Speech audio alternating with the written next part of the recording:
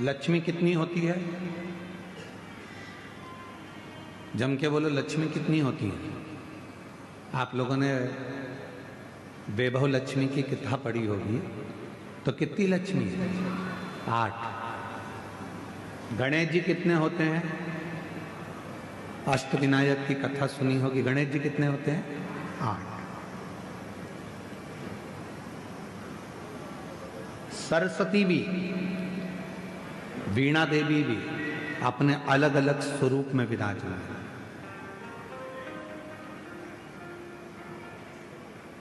पर कभी मन पर विचार कर कर देखना कि लक्ष्मी 8 हो गई, सरस्वती अनेक हो गई, इंद्राणी बहुत हो गई, पर मां पार्वती अनेकता में नहीं हुई।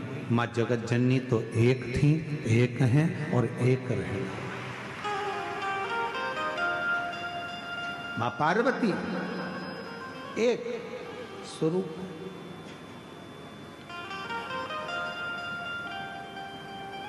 किसी ने पूछा मां पार्वती जी से कि लक्ष्मी जी 8 रूपों में धारण करती हैं, कोई उनको संतान लक्ष्मी कहता है, कोई उनको वैभव लक्ष्मी कहता है, कोई उनको धान्य लक्ष्मी कहता है, कोई उनको कुछ लक्ष्मी कहता है। अनेक तरह की लक्ष्मी की पूजन दुनिया के लोग करते हैं। और मां पार्वती जी आप तो अकेली। पार्वती जी कहती हैं कि मुझे अलग अलग रूप धारण कर कर देने की जरूरत नहीं पड़ती। जो संसार का व्यक्ति मेरे पति देवादिदेव महादेव को शंकर के मंदिर में जाकर शिवलिंग पर जब वो जल चढ़ाता है, आपको पहले भी कथा में कहा कि शंकर का जो ये शिवलिंग है, ये शिवलिंग शिव का स्वरूप है।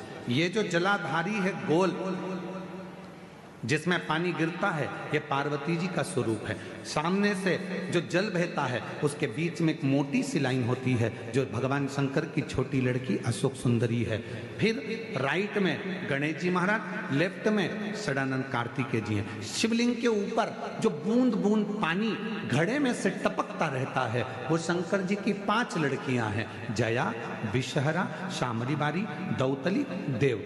ये पूरा परिवार शंकर जी का एक ही जगह पर है। तो पार्वती जी कहती हैं लक्ष्मी जी को अपना रूप रखना पड़ेगा। संतान देना है तो संतान लक्ष्मी, धन देना है तो धन लक्ष्मी, वैभव देना है तो वैभव लक्ष्मी। पार्वती जी कहती हैं मुझे रूप रखने की जरूरत नहीं है। जो मनुष्य एक लोटा जल लेकर शंकर के मंदिर में जाकर शिवलिंग पर जल चढ़ाता है और वो जल जो मेरे पास बहकर आता है वो अलग अलग जगह से नहीं जाता, एक ही जगह से नीचे गिर जाता है। अर्थात शिव और पार्वती को रूप रखने की जरूरत नहीं पड़ती। जो आया जो मांगा एक ही रूप में उसके भंडार भर दिए जाते हैं, उसको धन वैभव सत्ता प्रदान कर दी जाती है।